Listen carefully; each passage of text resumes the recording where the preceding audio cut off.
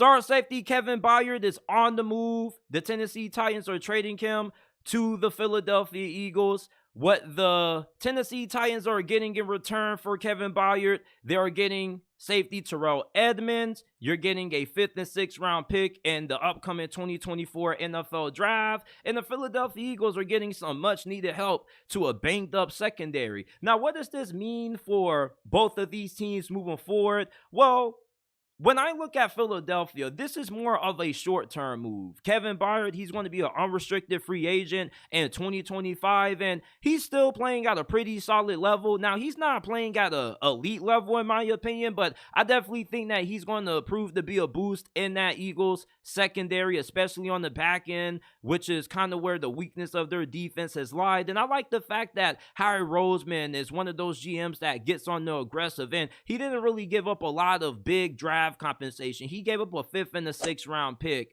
Now for Tennessee, I kind of think that they're now leaning towards a rebuild at this point.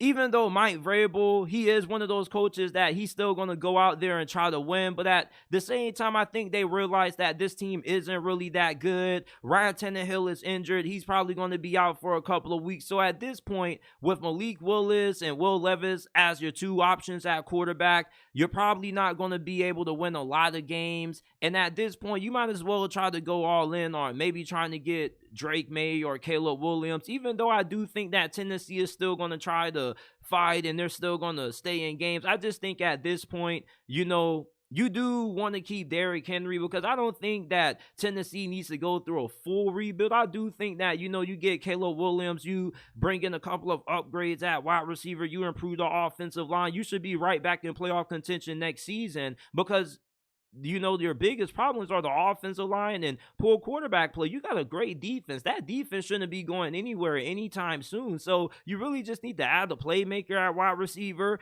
revamp that offensive line, get you a young, good quarterback in there, and you can be straight. Now, I don't know what getting 5th and 6th round selections are going to do for you.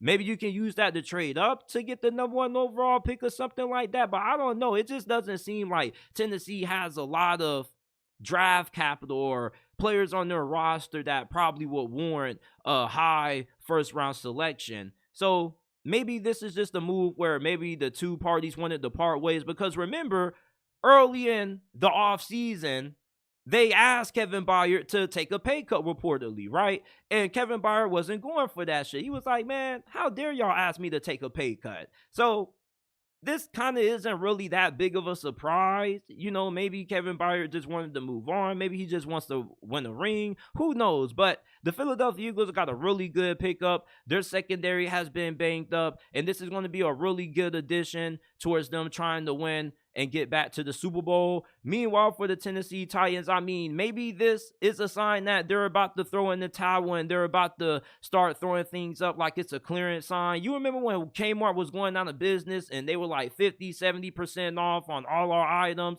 Maybe that's the direction that the Tennessee Titans are about to trend, but I don't know.